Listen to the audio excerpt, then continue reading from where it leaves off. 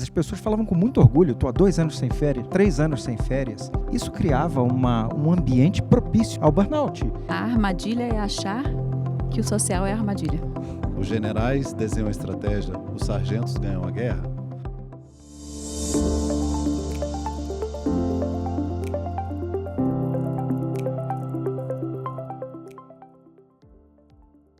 Olá, como vocês estão? Eu sou Washington Botelho, CEO Latam da JLL Work Dynamics e presidente do Comitê de CEOs do WTC, e este é o Conexão C-Level, nosso podcast. O espaço em que os principais executivos do Brasil conversam sobre os temas que vão nortear o mercado corporativo do futuro. Boas-vindas a você que está conosco para acompanhar mais um episódio da segunda temporada do Conexão C-Level, seja no YouTube ou nas plataformas de áudio. Aqui você encontra uma conversa leve e de qualidade com importantes lideranças brasileiras e com especialistas que vão nos ajudar a entender as mudanças pelas quais o mercado corporativo tem passado e como podemos nos preparar para o que vem pela frente. O Conexão C-Level é uma parceria do WTC Business Club, JLL e o apoio da ESPM.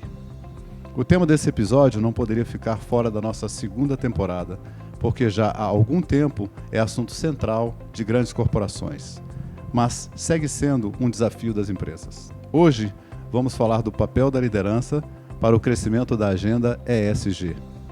Quem está comigo para aprofundar essa conversa é Luiz Mosqueira, vice-presidente de Sustentabilidade, Government Affairs e Legal da Siemens Brasil. Bem-vindo, Luiz. Muito obrigado, Washington.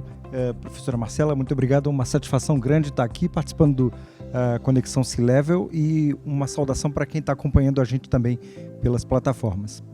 Tenho o prazer de contar com a presença de Marcela Argolo, especialista em ESG e professora do curso de liderança colaborativa da ESPM. Muito bom ter você conosco, professora. Eu que agradeço um convite para que a gente possa falar um pouco mais sobre a importância da liderança nessa agenda ESG, que é uma agenda tão atual e que eu acredito que é o percursor para que a gente possa mudar esses novos modelos de negócio que temos na atualidade. Então, agradeço aqui a oportunidade de poder bater um pouco de papo sobre o assunto. Obrigado, professora. Bom, eu tenho já que dizer que recebi de presente um livro seu. Já começamos sendo presenteados. Vou ler com muito carinho. Como te falei, adorei a capa do seu livro, extremamente criativa, profunda. Eu tenho certeza que tem um conteúdo maravilhoso. Vou seguramente ler. Luiz, vou começar com você. A Siemens é um dos maiores conglomerados do mundo. Tem 177 anos de existência. É isso, correto? Isso aí. Temos isso em comum. A JLL é uma empresa que também é bicentenária, quase 200 anos. Com tanta história e tradição, conta pra gente em que momento o ESG ganha luz na companhia. Como vocês estão enxergando essa questão também quando projetam o futuro? Ótimo, Washington. Você me dá a oportunidade de falar lá do início da fundação da Siemens há 177 anos atrás. ESG, sustentabilidade, é um tema que está no nosso DNA, sempre fez parte da nossa vida. O Werner von Siemens, nosso fundador, falava lá atrás que jamais colocaria em risco a sobrevivência e a sustentabilidade a longo prazo da empresa por um lucro de curto prazo. Essa é uma perfeita demonstração de visão de sustentabilidade, de alguém que quer que a companhia se perpetue no tempo, que viva, que sobreviva e que seja perene. Então, é uma demonstração claríssima da importância de ESG. Para a gente, ESG é como a gente garante que a gente vai estar engajado com a sociedade, que a gente vai estar engajado com os stakeholders importantes, que a gente vai trazer para a sociedade resultado além do resultado financeiro. Resultado para a gente tem que ser um resultado que impacte nosso acionista, seja positivo para o nosso acionista, mas positivo para a sociedade também. Então, essa é a importância de ESG para a Siemens. Professora Marcela, como é que você vê a evolução desse tema nas organizações? É possível dizer que esse assunto chegou em todos os níveis ou ainda é preciso amadurecer? Eu acredito que a agenda ESG, ela sim está tomando corpo, mas ainda longe de ser o desejável do que a gente acredita ser importante para fazer uma mudança mais profunda na sociedade como um todo. Acredito que essa agenda, sim, é algo real nas empresas de maior porte, mas ainda existem 60%, pesquisas trouxeram que 60% das empresas ainda não têm essa agenda de ESG. E se você colocar em perspectiva que 85% do PIB ela é de empresas familiares, o bottom line que a gente tem que trabalhar ESG, sim, são empresas middle, né? Porque, afinal de contas, as empresas de grande porte, como a Siemens, elas já têm isso enraizado na cultura. Então, acredito que termos esse olhar um pouco mais profundo e não só um trabalho de greenwashing, e sim um trabalho de ESG como core business estratégico, como uma mudança de mindset da organização e como ela pode, de maneira muito concreta, mudar a sociedade, mudar o meio ambiente, como que ele se relaciona com o meio ambiente através de processos inteligentes, de otimização dos seus processos. Eu acredito que é esse o lugar que a gente precisa adentrar nas empresas middle e que a gente ainda não tem esse respaldo no Brasil. Então, eu acredito que nesse lugar a gente ainda está um pouco aquém do que eu acredito que seria o ideal. Deixa eu explorar um pouquinho mais. Na nossa conversa prévia, você falou sobre o capitalismo regenerativo. Esse é um caminho que a gente está trilhando? Como é que você vê? Olha, eu acredito que o Brasil ainda está caminhando, mas em passos muito lentos, em quesitos de Europa. Isso já é uma realidade através de um capitalismo regenerativo mais estruturado, de uma agricultura regenerativa, de organizações com culturas regenerativas e uma liderança regenerativa, que é o ponto que eu atuo, de que a gente precisa ter esse olhar de regeneração para não degenerar mais do que a gente já degenerou até aqui. Então, eu acredito que não temos na cultura brasileira esse olhar ainda, nem ainda de capitalismo consciente, que começou esse caminhar em 2010 e agora, em 2020, está muito recente o capitalismo regenerativo. Porém, como a gente vive hoje em um mundo completamente universal e que a taxonomia ela já é algo existente na Europa e isso vai ser rebatido para cá em algum momento, nem que seja por políticas exigidas por relações interrelacionais com organizações de lá ou com fundos necessários, ou até porque, em algum momento, as políticas públicas ou a B3 ou alguma exigência vai necessitar esse olhar. Eu acredito que, em algum momento, vai existir essa obrigatoriedade, porque o brasileiro ainda atua nesse lugar de só se mover quando for necessário e não tomar uma ação prévia, infelizmente. Olha, é interessante porque eu me recordo que eu tive a oportunidade de trabalhar e estar muito próximo de empresa dinamarquesa, e é um negócio interessante porque eles, os nórdicos, de alguma forma, eles dominaram a Europa Central por mais de 300 anos. Né? A gente conhece a história dos vikings e tudo mais. E eu me recordo que uma viagem que eu fiz para Copenhague, e era uma coisa como jantamos, conversamos, e era pouco mais de meia-noite, e eles têm o hábito de dormir cedo. Era uma noite fria, sinal fechado, um pouco de neve. Uma reação natural da gente é: não vem ninguém, eu vou cruzar a avenida. E eles dizem: não, espera. Mas esperar por quê? Porque o sinal está fechado. Então, qual é o ponto?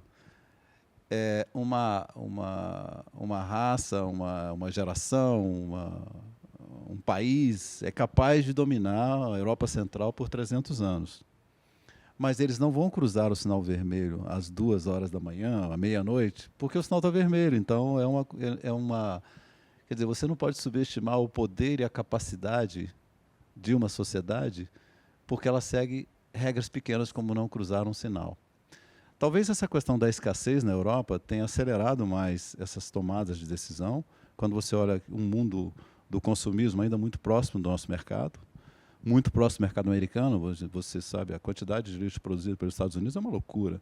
Talvez porque essa necessidade mais urgente da Europa, guerras, dificuldades, falta de energia, remeteram eles a tomar decisões, e hoje eles estão muito à frente nesse tema. Né? Eu vejo também que, assim como nós, na JLL, nós temos esse papel de ajudar as organizações nessa transformação. As organizações são responsáveis por praticamente 40% das emissões de carbono. Ou seja, nós nos posicionamos como uma empresa que tem o dever não só de fazer a sua parte, como ajudar as organizações a revisitar o consumo, a energia, a emissão. Esse é um tema essencial. Que empresas que possuem portfólios imobiliários estejam atentas ao formato da sua ocupação. Esse é o nosso core. Conectando com a resposta da professora, qual você acredita ser o primeiro passo para as companhias iniciarem o seu processo na direção de ESG? Olha, Washington, eu acho que o primeiro ponto é a conscientização de que nós somos, acima de tudo, formadores de opinião. Como a professora falou, existem graus de maturidade diferentes entre países, entre empresas, no quesito sustentabilidade, a importância da sustentabilidade. Não há a menor dúvida que hoje esse é um requisito de sobrevivência de uma empresa. Quem não abraça esses conceitos não senta na mesa para negociar com ninguém, não vai sentar na mesa para negociar com ninguém no futuro próximo. Mas ainda existem pequenas e médias empresas que não têm, ou por estrutura, ou por problemas outros, consciência, ou não deram o primeiro passo para criar suas áreas de sustentabilidade. Eu acho que a primeira responsabilidade nossa, empresas grandes, conscientes, que têm a noção da sua importância dentro da sociedade, é o papel de educação. E aí, voltando a uma experiência minha, eu sou advogado por formação, trabalhei por mais de 20 anos como diretor jurídico e de compliance, e hoje eu comparo o ambiente relacionado à sustentabilidade como compliance há 20 anos atrás. Há 20 anos atrás, a gente tinha que falar para as empresas médias e pequenas que era importante construir uma área de compliance, ter um programa de compliance, ter um código de conduta, porque isso ia ser o ticket to play. E isso foi entendido. Eu acho que a gente vive esse momento hoje com sustentabilidade. Então, nós temos o dever de ajudar essas empresas pequenas e médias nessa jornada da sustentabilidade. Esse é o primeiro ponto. Agora, o segundo ponto que nós fazemos na Siemens também. Na Siemens, nós temos um cuidado muito grande com as nossas operações, então, a gente tem metas muito agressivas de descarbonização das nossas operações, da nossa cadeia de fornecedores. Agora, nós levamos também ferramentas e levamos tecnologias para que os nossos clientes também possam descarbonizar suas operações. Sustentabilidade, para a gente, na Siemens, é também um negócio. A gente está lá para apoiar nossos clientes nessa jornada de descarbonização. Eu acho muito interessante porque eu percebo uma conexão mais forte das organizações no seu papel social, né? Eu vou puxar agora um pouquinho, professora, quando a gente fala do papel social. Eu faço parte do comitê de CEOs do WTC e eu percebo uma preocupação cada vez mais com relação à saúde mental, que de alguma coisa tangencia essa questão do S, do social. A gente vê muitos investimentos, e a maioria dos investimentos relacionados à parte de environment, de meio ambiente, e é difícil você desconectar se aquilo tem uma relação direta com a geração de lucros ou se tem uma conexão direta com o nosso papel na sociedade. E quiçá, e o melhor de todos, é que sejam as duas variáveis. Mas a parte de doenças mentais, a parte social e toda essa mudança que a sociedade sofreu, principalmente pós-Covid, que traz uma outra forma de viver, ela gera um impacto enorme. Você poderia falar um pouquinho mais quais são as armadilhas desse pilar dentro do ESG e que cuidados nós temos que ter? Eu acredito, Washington, que a armadilha é achar que o social é a armadilha. A partir do momento que você percebe que a saúde mental é o maior e mais importante ponto atual da sociedade. E que hoje a gente deixa na mesa 8,1 trilhões de dólares, isso foi pesquisa do ano passado, da Gallup, em relação a perdas financeiras organizacionais mundial, em detrimento a problemas mentais dos colaboradores. Então, a partir do momento que a gente coloca isso em uma outra perspectiva e trabalhar a saúde mental dos nossos colaboradores é sine qua non para que o nosso negócio prospere, para que a gente gere novos negócios, novas sinapses neurais, novos olhares, uma criatividade, trabalhar com open innovation, trabalhar com uma motivação, com um engajamento, aí a gente tem e a gente faz essa virada de jogo. Eu gosto de trabalhar isso como um olhar para a ODS 0, né? Temos 17 ODS, mas a ODS 0, que é a ODS da expansão da consciência. Se você colocar isso nos IDGs, eles colocam como 5 pilares, que é ser, pensar, relacionar, colaborar e agir. E se você colocar isso numa perspectiva que a gente precisa expandir a nossa consciência para que a gente se coloque em um lugar de que a gente consiga, então, resolver os problemas complexos que a gente criou e que a gente se coloque em uma constante transformação na sociedade. Hoje, a gente não pode mais tentar tapar o sol com a peneira, né? Esse é um problema que está presente e que eu acredito que quem tem mais privilégios tem mais responsabilidades. Então, nós precisamos olhar com mais amorosidade, com mais afago para esse lugar da saúde mental dentro da nossa sociedade, como que nós podemos apoiar, né, nos apoiar como seres humanos, para que a gente possa, então, reverter esse status da sociedade e, juntos, possamos, então, trabalhar em prol do meio ambiente. Luiz, esse é um prisma muito interessante, talvez seja o prisma mais importante de todos, que é a lógica da humanização no mundo que se configurou de uma forma muito, muito distinta pós-Covid. Durante grande parte da minha carreira, eu trabalhei fazendo turnarounds. A lógica do turnaround é você estar num mundo saudável e a sua empresa está doente. Né? Essa é a lógica. Então, você tem que trazer a sua empresa de volta para ser saudável, gerar emprego, gerar oportunidades, crescer, gerar lucro, que é uma lógica empresarial. Muito bem, o que acontece com a Covid? O mundo ficou doente e nós estávamos saudáveis. A lógica mudou completamente. De repente você está dentro de casa com um mundo doente em que você tem outras perspectivas. Acho que esse é um aspecto que muda completamente essa lógica. Quando a gente pensa, a professora abordou com um pouquinho mais de profundidade essa questão das doenças mentais, que nós falamos do burnout, foi uma série de coisas que estão conectadas com esse. E tem questões práticas também do S, né, outras questões que relacionam o S no papel de sustentabilidade. O que você poderia abordar mais ou descrever um pouco melhor sobre outras questões além da parte dessa parte das pessoas? O que mais que você poderia agregar a esse conceito? Bom, Washington, falando do S, o mundo mudou, né? O mundo já vinha numa transformação e isso foi acelerado de forma absurda durante a pandemia. O mundo que a gente vive hoje não é claramente o mundo que eu experimentei quando comecei no mundo do trabalho, quando comecei no meu primeiro emprego. E eu me lembro que naquele momento quando eu comecei a trabalhar, era bonito você trabalhar 14 horas por dia, 16 horas por dia, 2 anos sem férias. As pessoas falavam com muito orgulho, estou há 2 anos sem férias, estou há 3 anos sem férias. E isso criava um ambiente propício ao burnout. E acontecia muito. E a gente não se dava conta. Era uma coisa normal, mas o mundo mudou. E a pandemia escancarou isso. Hoje existe uma preocupação grande no bem-estar dos nossos colaboradores. A analogia que eu faço é sempre a do avião. Quando a gente entra no avião, o comissário de bordo fala, olha, em caso de despressurização, coloque a máscara e depois ajude a pessoa que está ao seu lado. Então, se a gente não estiver bem, nada ao redor vai bem. Se nós não estivermos bem, se os nossos colaboradores não estiverem bem, a empresa não pode ir bem. Então, eu acho que o segredo hoje é agir, trabalhar antes que a empresa adoeça. A gente não pode deixar isso acontecer. E como nós, como líderes, temos responsabilidades maiores, nós temos que ser vigilantes também, observar nossos colaboradores, porque nem sempre uma pessoa que desenvolveu um sintoma, desenvolveu um quadro, uma condição mental, ela vai levantar a mão e falar, olha, eu estou sofrendo disso ou daquilo. Nem sempre eles falam, nós temos que observar. Então, esse é o papel do líder também. Observar, primeiro criar as condições, criar um ambiente leve, um ambiente onde você não propicie um ambiente seguro, né? Um ambiente seguro, exatamente, onde as pessoas tenham segurança para ser quem elas são, para agir, para errar, para acertar.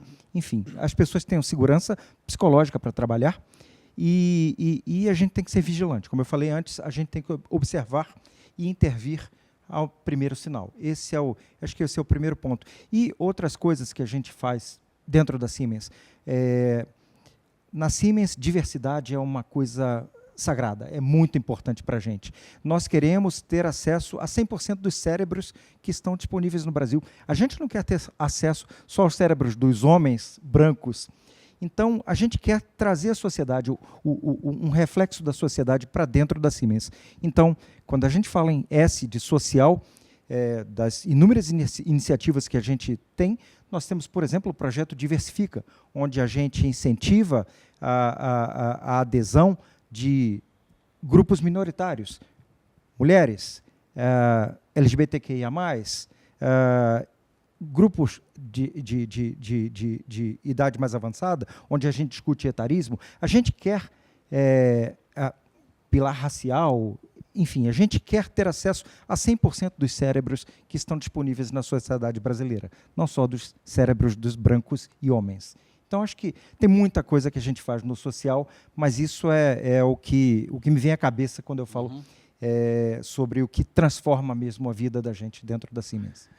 Eu vou continuar com você agora nesse ponto, porque me parece muito claro que a alta gerência, os líderes, os tomadores de decisão, estão cada vez mais conscientes desse papel.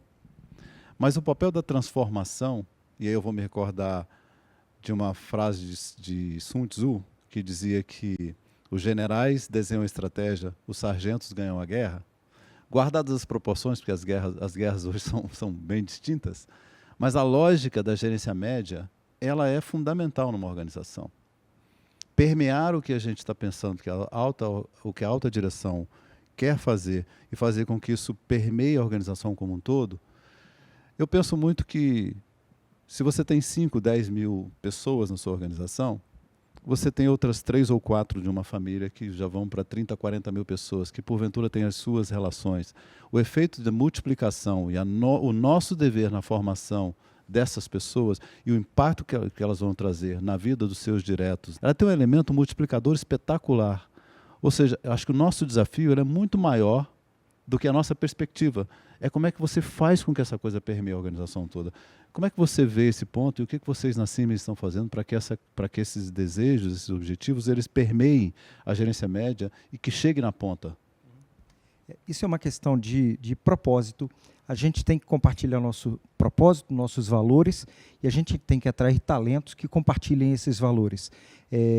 A adesão da média gerência é fundamental para que a gente faça com que a nossa mensagem de sustentabilidade ESG seja permeada por toda a organização. Então, esse é o desafio que nós temos, e a gente não vai ter sucesso se não tiver a adesão da média gerência, se a gente não conseguir fazer com que isso permeie por toda a organização.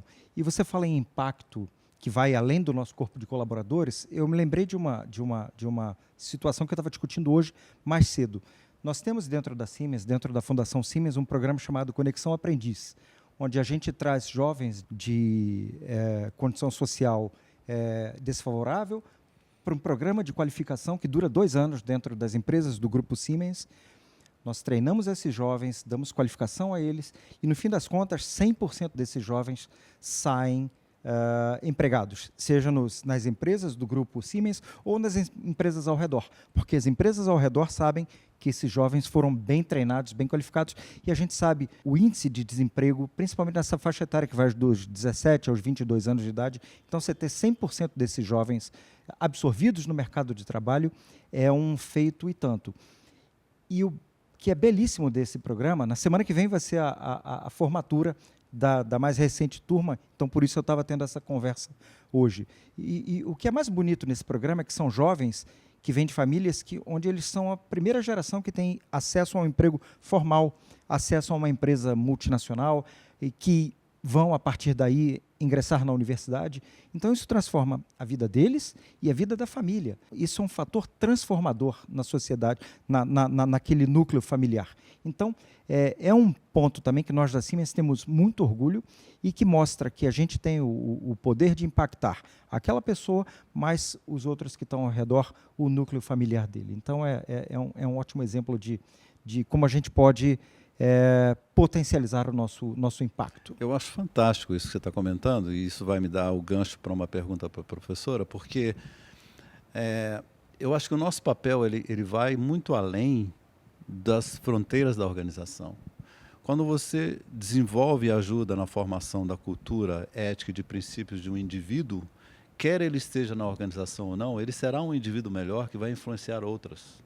Claro que você quer reter os talentos, mas eu acho que o nosso papel vai muito além. Eu acho fantástico essa iniciativa. E aí vem uma pergunta, os jovens, né, professora? Como é que você vê o engajamento deles com a ESG? Meu pai dizia que o mundo foi emprestado para nós para cuidar e entregar para os nossos netos. Então, não sei se a gente está cuidando bem. Ele é uma pessoa sábia. Para entregar para os nossos netos. Mas como é que você vê essa garotada, esses jovens no ambiente acadêmico? Eles estão mais engajados com a ESG verdadeiramente? Você vê isso acontecendo?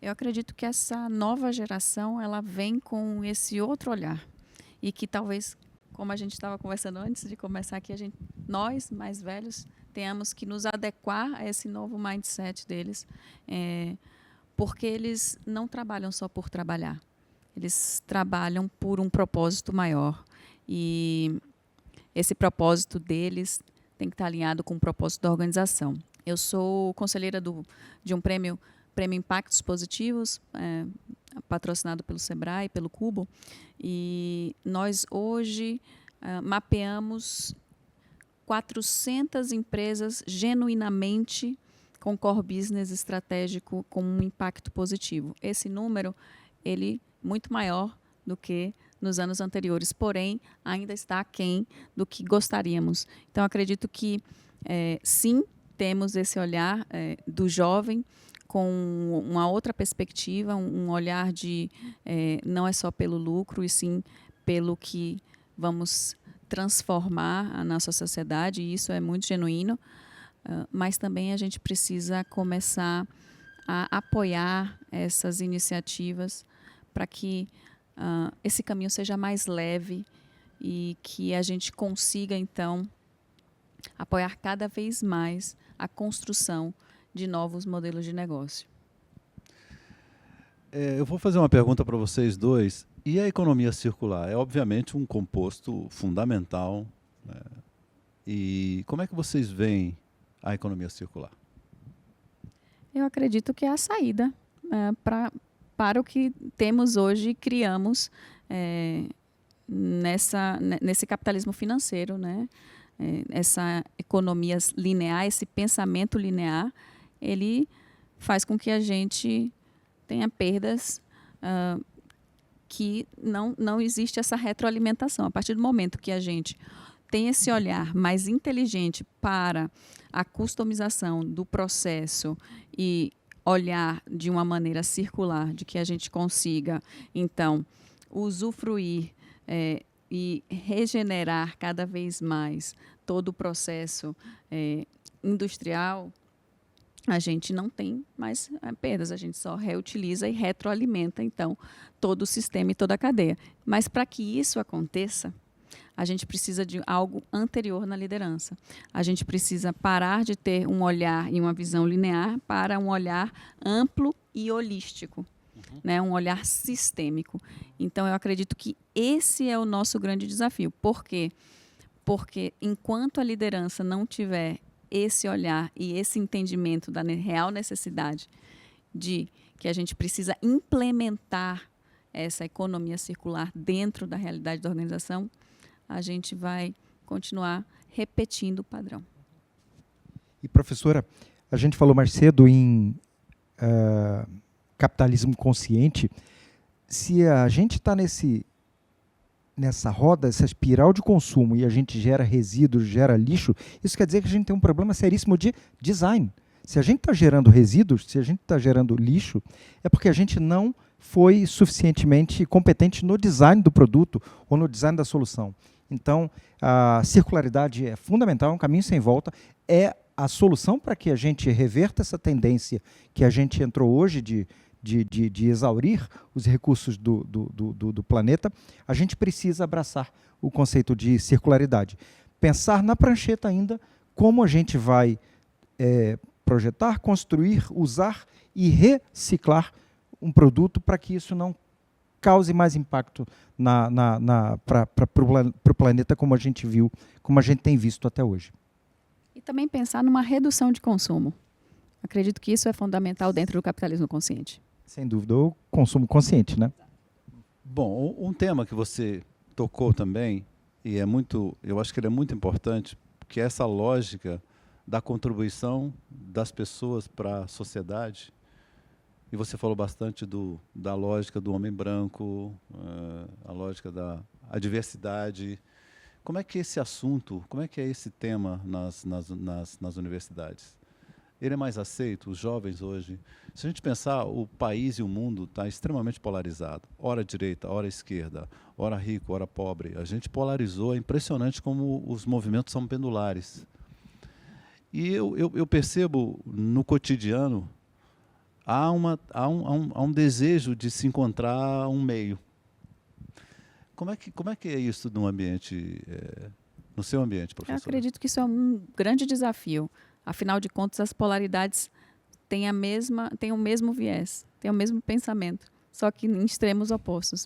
Então, a partir do momento que a gente percebe que o mundo é integral, ou seja, uno, e que a gente tem que retornar a essas extremidades e que a gente só vai conseguir isso através das relações e que é através da diversidade que a gente gera a inovação e que para que isso aconteça a gente tem que ter algo muito básico que se chama respeito.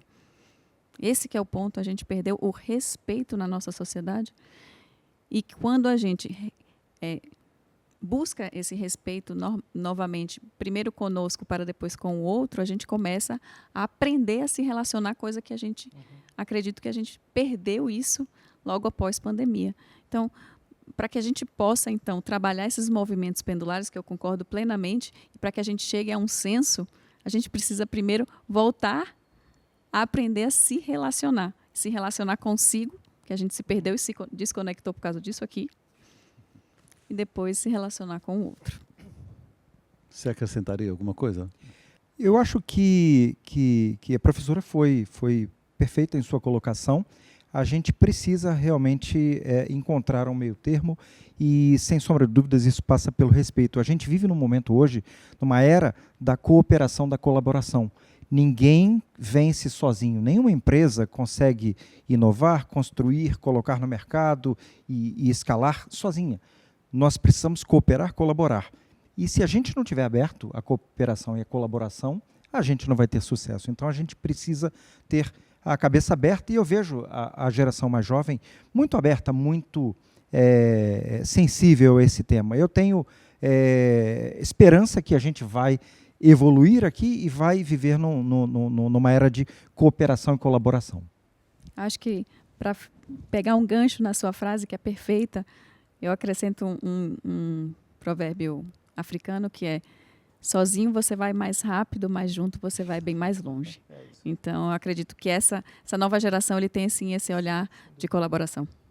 Eu falava com o Luiz um pouquinho aqui, quando estávamos subindo a escada, que eu acho muito importante a gente entender que a contribuição do indivíduo não está relacionada ao papel que ele ocupa, ao tamanho que ele tem em questões de cargo, de salário. E eu comentava com ele quando a gente estava subindo aqui que um fato que se passou comigo agora, na minha viagem para Nova York, para a reunião do board, eu tinha um flight attendant e ele passava e dizia o seguinte: hoje é meu primeiro dia. E ele muito feliz. Hoje é meu primeiro dia. Mas ele seguramente aparentava ter uns 60 e poucos anos. E como esse é um voo longo, né, num dado momento eu fui até lá e eu falei, fiquei curioso, por que alguém tinha aquela energia toda com 60 e poucos anos. E ele disse, quando eu perguntei para ele, mas por que você fala que hoje é o seu primeiro dia? Ele falou, porque eu me aposento no final do ano. Então eu tomei a decisão de que todo dia é o meu primeiro dia. Eu estava comentando com ele, olha o tamanho da aula que eu tive de uma pessoa que não é executivo, não foi em Harvard, não foi no INSEAD, não foi na SPM com a professora, mas foi uma pessoa, em teoria, normal, né, que traz consigo um conhecimento de vida muito grande. Eu acho que a grande lógica, muitas vezes a gente discute que o grande problema é a equidade, que é necessário a gente assegurar que tenham mais pessoas entrando para que você possa amanhã falar da equidade. Eu falo muitas vezes que se você está numa posição em que tem 10 concorrentes para uma determinada posição e são 9 homens e uma mulher, não há equidade. Se você tem 5 mulheres e 5 homens, você pode dizer a meritocracia ela vai ser sempre um pilar muito importante, mas se a gente não estimular a entrada de cores distintas, cabeças diferentes, para que o coletivo de conhecimento seja mais abrangente, nós não vamos chegar em lugar algum. E, lamentavelmente, a radicalização remete a pessoas pensarem do mesmo jeito. E a gente sabe que a obviedade ela tem um risco enorme E é mais fácil se relacionar com a homogeneidade, né? Aí me remete a um ponto que eu queria ouvir vocês. Uma das questões dos jovens, muito delicada, é essa questão do mundo do like, que é uma necessidade de aprovação constante. Como eles trazem coisas excepcionais que desafiam a nossa forma de pensar, há uma preocupação cada vez mais crescente, eu queria ouvir o que vocês pensam sobre isso, sobre essa sociedade que está muito pautada em responder ao gostar. Então, se você gosta do que eu faço, eu repito. E eu me transformo em alguém que não é necessariamente eu, a gente vai voltar ao burnout, vai voltar às questões. Como é que você vê essa questão nesse mundo? Você está muito próxima dos jovens. Como é que eles lidar com o não, lidar com a frustração é um dilema muito forte para nós nas organizações. Eu vejo, quando em meus atendimentos, né, sou psicanalista também, que esse é um grande ponto a ser olhado, porque a partir do momento que você coloca a validação sua no externo, nunca vai ser o bom o suficiente. Então, você sempre vai entrar nesse loop de necessidade constante de aprovação. E isso é um lugar extremamente difícil para que você depois consiga encontrar a sua real essência. Então, eu acredito que esse lugar de ansiedade, esse lugar de burnout dos jovens e de também não pertencimento e um olhar de qual é o meu propósito, ele vem muito de primeiro nem saber quem é si. Por quê? Porque ele está inicialmente necessitando agradar a alguém. E aí, se você olhar numa psicanálise, o que faltou lá na primeira infância? Agradar a quem, e que isso não aconteceu da maneira adequada. Então, acredito que o buraco também é um pouco mais profundo. E nós vemos isso no dia a dia da empresa. Há uma urgência muito grande por parte desses jovens, uma necessidade de realizar e de construir e de ter a resposta ou a recompensa imediata. Então é um desafio para a gente também, como conviver com essa geração. São as idiosincrasias de cada geração. Essa geração é do imediatismo, da recompensa imediata, da necessidade de fazer tudo para ontem. Não consegue ver com ócio, né? Exatamente. Então, eu acho que esse é um grande desafio. É um ponto que nós precisamos continuar a reflexão e aprender como conviver e encontrar uma solução para esse desafio. Bom, eu ficaria aqui mais algumas horas conversando com vocês e aprendendo. Esse é um tema muito importante para todos nós. Mas como a gente está caminhando para o encerramento desse nosso Conexão C-Level, eu vou fazer uma pergunta que talvez não seja tão simples de responder. Se vocês pudessem fazer um sumário de curto, médio e longo prazo, o que a gente deve fazer nessa jornada de ESG? Eu acredito que a partir do momento que você entende que ESG é um estilo de vida, e que você precisa fazer um mindset, uma mudança de mindset, e que com essa mudança de mindset dentro do ser humano, dentro da liderança, você muda o modelo de negócio, e a partir do momento que você muda esse modelo de negócio, você muda a cultura organizacional. Mudando a cultura organizacional, você vai ter valores e princípios organizacionais, os quais são não negociáveis, valores e princípios são não negociáveis. Esses valores e princípios coerentes com os valores e princípios da liderança, a gente tem então essa base de longo prazo para se trabalhar.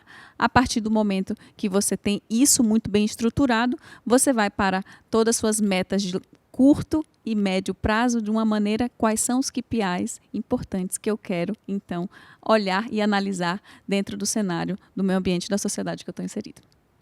Bom, professora Marcela, muito clara e perfeita em sua análise. Sensacional sua análise. Difícil adicionar.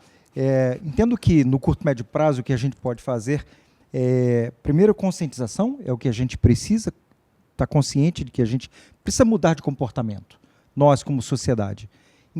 Incorporar esses valores, esses princípios na nossa vida, isso meta de médio prazo, depois em longo prazo a gente vai colher os resultados. Isso aí vai impactar a vida, nossa vida, dos nossos filhos e dos nossos netos em longo prazo. Acho que essa é a jornada. Fantástico, adorei o que vocês dois colocaram agora nessa reta final. E esse é um assunto que é muito relevante para todos nós, particularmente para mim. Eu sou apaixonado por esse tema. Eu costumo dizer que eu sou apaixonado por pessoas. Pessoas é um bicho complicado, né? Mas, Complexo e completo. mas é muito enriquecedor a oportunidade de conhecer e entender cada vez mais o nosso, sobretudo, nosso papel, a nossa responsabilidade na formação de novos líderes, no desenvolvimento da sociedade. Então, fantástico essa conversa com vocês. Eu queria pedir vocês dois para deixarem uma mensagem final. Eu vou começar pela professora. Uma mensagem final para quem está nos ouvindo, quem vai nos assistir, para a gente encerrar esse papo tão rico. Eu até escrevi essa mensagem porque eu acho que a gente tem que internalizar. Até peço aqui para deixá-lo aqui na minha mão. O ponto é, a gente tem um problema grave, complexo, para resolver, em um curto período de tempo. Então, com isso, a reflexão que eu deixo aqui é como você pode, em pequenos e simples gestos diários, começar a implementar novas formas de se relacionar consigo, com o outro e com o meio ambiente.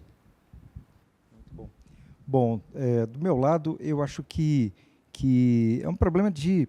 Nós precisamos de um comprometimento pessoal. O tema da sustentabilidade, no passado, ele nem existia. Depois, quando ele passou a existir, passou a ser uma responsabilidade dos governos, dos governantes. E hoje está muito claro que é uma responsabilidade nossa. Nós, atores sociais, nós somos agentes de transformação. Então, a minha mensagem é: a gente precisa arregaçar as mangas e trabalhar agora, porque senão vai ser tarde demais. Nós que somos a sociedade. A gente não pode esperar que o governo faça aquilo que é um dever nosso. Bom, eu queria agradecer muito a vocês essa oportunidade. Acho que para nós dois foi muito bom ter a professora também, concorda? Fantástico. Porque como executivos, a gente tem algumas perspectivas, uma visão, de alguma forma, ligada a um modelo mental muito, muito parecido. E a professora foi muito provocativa. Obrigada. Trouxe muitas reflexões para nós. Acho que eu, então, cumpri o intuito. Eu tenho um amigo que ele disse: se você está confuso, ótimo. Então eu acho que a gente está mais confuso. E o aprendizado é exatamente a confusão que de alguma forma gera novas sinapses, né? Desaprender e adorei reaprender. conhecê-lo, adorei ter essa conversa também, Luiz. Fantástico a sua visão, o que a Siemens está fazendo. Parabéns, eu adorei principalmente o programa de trainee e desenvolvimento que vocês fazem. E eu vejo claramente no dia a dia o impacto que vocês estão causando não só na Siemens, mas também nos seus clientes, até como modelo de negócios, né? Muito bem, este foi mais um episódio do Conexão C-Level, que é uma parceria da JLL e do WTC Business Club, com apoio da ESPM. Muito obrigado à audiência e de quem nos acompanhou até aqui. Quero agradecer imensamente também ao Luiz Mosqueira, vice-presidente de Sustentabilidade, Government Affairs e Legal da Siemens do Brasil, e a professora Marcela Argolo, professora de Liderança Colaborativa e ESG na ESPM. Obrigado pela presença e pelo conteúdo riquíssimo que vocês compartilharam conosco. Os episódios anteriores do Conexão C-Level e outros conteúdos relevantes sobre liderança e futuro do trabalho estão disponíveis nas plataformas de streaming, nas redes sociais e no site da JLL. Um abraço e até o próximo Conexão C-Level.